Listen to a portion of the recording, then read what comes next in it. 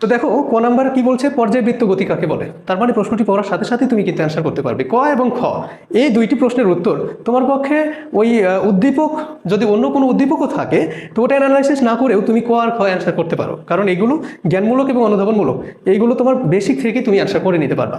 পর্যাবৃত্ত গতি কাকে বলে, তার মানে বুঝতেই পারছো যে তোমাকে গতির একটা প্রকারের কথা বলছে। হ্যাঁ, এখন গতি কার হয়, গতিশীল বস্তুর গতি হয়। ঠিক আছে, তাহলে পর্যাবৃত্ত গতি হচ্ছে যদি একটা বস্তুর গতি, অর্থাৎ গতিশীল একটা বস্তু এমনভাবে গতিশীল থাকবে যে তাকে তুমি কি বলবা যে সেটা পর্যাবৃত্ত গতিতে আছে। তাহলে কেমনভাবে গতিশীল থাকবে তুমি চিন্তা করো তো। ধরে নাও যে একটি বস্তু, এইটা একটা পথ, এইখানে তুমি যে সুন্দর পৃথিবীতে বাস করছো, মনে করো এটা হচ্ছে সেই সুন্দর পৃথিবী। এই সুন্দর পৃথিবীটা কি করছে, এইখানে সূর্য রয়েছে, সূর্য, এখানে সূর্য আছে, এই সূর্যকে কেন্দ্র করে এই সুন্দর পৃথিবীটা ঘুরতেই আছে। ওকে, এই ক্ষেত্রে তুমি চিন্তা করো পৃথিবী যখন এই পয়েন্ট থেকে ঘুরে পুনরায় আবার এই পয়েন্টে আসবে তখন কত হয়, 1 বছর বা 365 দিন হয়। ওকে, এইভাবেই পৃথিবী কিন্তু কি করছে, সূর্যের চারিদিকে একই দিক থেকে বারবার সূর্যকে কি করছে, প্রদক্ষিণ করছে। এই ক্ষেত্রে এই পৃথিবী, মনে করো এখানে একটা বিন্দু আছে, এই বিন্দুটাকে সে কি করবে, পর্যায়ক্রমে একই দিক থেকে নির্দিষ্ট সময় পর পর এই বিন্দুটাকে সে অতিক্রম করবে। তখন তুমি এই পৃথিবীর গতিকে কি বলবা তুমি, এটা পৃথিবী, এই পৃথিবীর গতিকে তখন তুমি বলবা পর্যায়বৃত্ত গতি। এই ধরনের তুমি কি করতে পারো, তুমি ঘড়ির কাঁটা চিন্তা করতে পারো। যেমন ধরো এটা একটা যদি ঘড়ি হয়, তো ঘড়ি হলে তোমার এখানে কি, এইটা হলো 12, এটা মনে করো 3 আছে, এখানে 6 আছে, এখানে 9 আছে। ওকে, তো এই ক্ষেত্রে তুমি কি করবা, ধরো এখানে যদি মিনিটের কাঁটা তুমি অঙ্কন করো, তাহলে এই 3 নামক যে ইয়েটা আছে, জায়গাটা আছে, এই 3কে এই মিনিটের কাঁটাটা নির্দিষ্ট সময় পর পর একই দিক থেকে অতিক্রম করে। সুতরাং ঘড়ির কাঁটার গতি এবং পৃথিবীর গতি এই দুইটার ভেতরে অনেকটাই মিল আছে। এখন পর্যাবৃত্ত গতির ক্ষেত্রে তুমি কি বলবা, যদি কোনো গতিশীল বস্তুর গতি এমন হয় যে সে তার গতিপথের কোনো একটা বিন্দুকে নির্দিষ্ট সময় পর পর একই দিক থেকে অতিক্রম করে, তখন বস্তুর এই ধরনের গতিকে তুমি কি বলবা, পর্যাবৃত্ত গতি বলবা। আশা করি পর্যাবৃত্ত গতিটা তোমরা বুঝতে পেরেছো। এবার চলে যাও খ নাম্বারে তোমাদের কি বলছে দেখো প্রিয় শিক্ষার্থী। খ নাম্বার প্রশ্ন পড়ার সাথে সাথে দেখো, কোনো বস্তুর গড় বেগ 0 হলেও গড় দ্রুতি 0 নাও হতে পারে। তার মানে এখানে বেগ এবং দ্রুতি এই দুইটি বিষয় নিয়ে তোমাকে প্রশ্ন করছে। এখন তুমি জানো যে বেগ একেও ভি দ্বারা প্রকাশ করা হয়, দ্রুতি একেও তোমার ভি দ্বারা প্রকাশ করা হয়।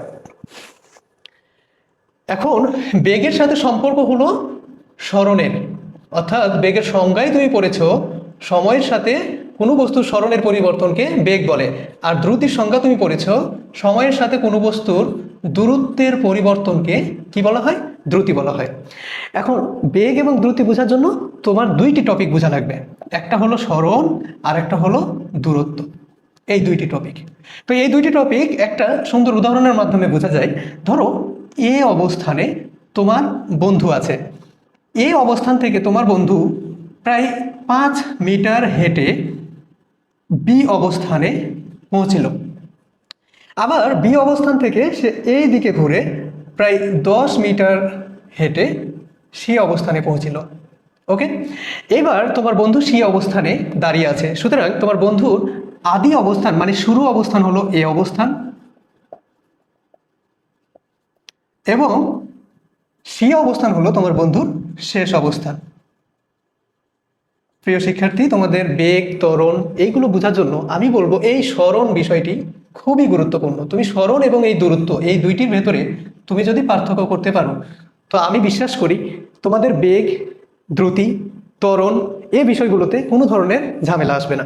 তাহলে দেখো তোমার বন্ধু এ থেকে সিতে হেঁটে এসেছে, তাহলে তোমার বন্ধুর দ্বারা কতটুকু পথ হাঁটা হয়েছে। দেখো এ থেকে যখন সে বিতে যায় তখন তোমার বন্ধু কত মিটার পথ হেঁটেছে, 5 মিটার। সে যখন বি থেকে সিতে আসে তখন তোমার বন্ধু 10 মিটার পথ হেঁটেছে। সুতরাং তোমার বন্ধু দ্বারা টোটাল পথ অর্থাৎ মোট পথের দৈর্ঘ্য যেটা, তার দ্বারা যতটুকু পথ হেঁটা হয়েছে সেটা হলো কত, 15 মিটার। এই 15 মিটার হলো তোমার বন্ধুর দূরত্ব। সুতরাং তুমি দূরত্বের সংখ্যা যদি বলতে চাও যে কোনো বস্তু দ্বারা, এখানে তোমার বন্ধুর দ্বারা টোটাল 15 মিটার পথ হাঁটা হয়েছে। তো সেই ক্ষেত্রে দূরত্ব তোমার বন্ধুকে উদাহরণ না দিয়ে তুমি কোনো বস্তুর দ্বারা বলবা, অর্থাৎ কোনো বস্তু দ্বারা মোট যতটুকু পথ অতিক্রম করা হয় ততটুকু পথের দৈর্ঘ্যকে ওই বস্তুটার কি বলা হয়? দূরত্ব বলা হয়। এখন আসো সরণের ক্ষেত্রে। সরণ নির্ণয়ের ক্ষেত্রে তুমি দেখো, তোমার বন্ধু যখন এখানে সেই অবস্থানে আছে, সে কিন্তু আর কোথাও যায় নাই। তুমি চিন্তা করবা আদি অবস্থান এবং শেষ অবস্থানের মধ্যকার এই যে সোজাসুজি পথে যে দৈর্ঘ্য সেইটা। ওকে, তাহলে সরণ সব সময় নির্ভর করে আদি ও শেষ অবস্থানের মধ্যকার সোজাসুজি পথের দৈর্ঘ্য যেটা, সেইটার ওপর। সুতরাং আমরা সরণের সংজ্ঞায় কোনটা পাই? আদি অবস্থান এবং শেষ অবস্থানের মধ্যকার দূরত্বটুকু পাই, এবং সেটা অবশ্যই সোজাসুজি পথের দূরত্ব হইতে হবে। সেই ক্ষেত্রে তুমি যদি এইটুকুকে মনে করো মেপে পেয়েছো যে 25 মিটার, 25 মিটার, সুতরাং তোমার বন্ধুর সরণ হবে কত? সরণ হবে 25 মিটার। ওকে, এবার তোমার বন্ধু যদি কোনো কারণে সেই অবস্থান থেকে সে যেভাবেই যাক না কেন, সে ব্যাগ খেয়ে এদিকে আসুক অথবা এখান থেকে এখানে যাক, তো আমরা ধরে নিলাম যে সেই অবস্থান থেকে সে সোজাসুজি এখানে হেঁটে সে কোথায় আসলো? আবার সে এই অবস্থানে আসলো। তখন তোমার বন্ধুর আদি অবস্থান যেটা আছে, শেষ অবস্থান ঠিক সেটাই হয়ে গেল। শেষ অবস্থান ওটাই, অর্থাৎ আদি অবস্থান এবং শেষ অবস্থান একটাই হয়ে গেল। তখন তোমার বন্ধুর দ্বারা টোটাল পথ কতটুকু হাঁটা হলো? তোমার বন্ধু দেখো এ থেকে বিতে গেছে, তাই না? সুতরাং এ থেকে বিতে সে 5 মিটার হেঁটেছে। বি থেকে সিতে গেছে, সুতরাং বি থেকে সিতে সে 10 মিটার হেঁটেছে। আবার দেখো সি থেকে সে এতে এসেছে, অর্থাৎ সি থেকে এতে সে টোটাল কতটুকু হেঁটেছে? 25 মিটার। সো তোমার বন্ধু কতটুকু হাঁটলো? টোটাল সে হেঁটেছে 40 মিটার হেঁটেছে। সুতরাং এই টোটাল পথের দৈর্ঘ্যটার নামই হলো দূরত্ব।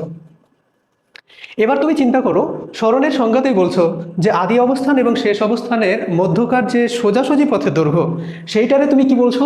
সরণ বলছো। এবার তুমি চিন্তা করো তো, তোমার বন্ধুর আদি অবস্থান ছিল এ বিন্দু, আবার শেষ অবস্থানও এ বিন্দু আছে। তো আদি অবস্থান এবং শেষ অবস্থান যেহেতু এ বিন্দু, একই বিন্দু আছে, সুতরাং তাদের মধ্যে কোনো ধরনের মধ্যবর্তী দূরত্ব নেই।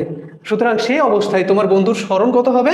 তোমার বন্ধুর সরণ হবে 0, 0 হবে।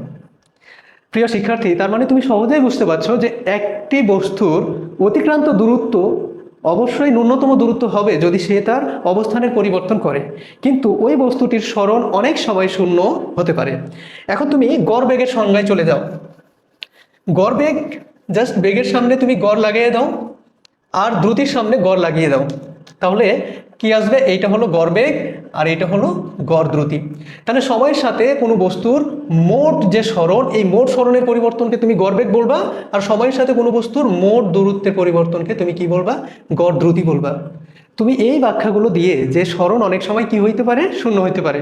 তাহলে কোনো বস্তু সরণ যদি 0 হয়, তাহলে তার গড় বেগও কি হতে পারে? 0 হতে পারে।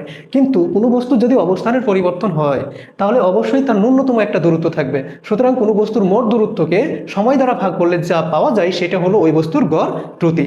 সুতরাং আলোচনা থেকে দেখা যায় যে কোনো একটি বস্তুর গড় বেগ 0 হলেও কোনো বস্তুর গড় দ্রুতি কখনো 0 হতে পারে না। আশা করি বিষয়টা বুঝতে পেরেছো।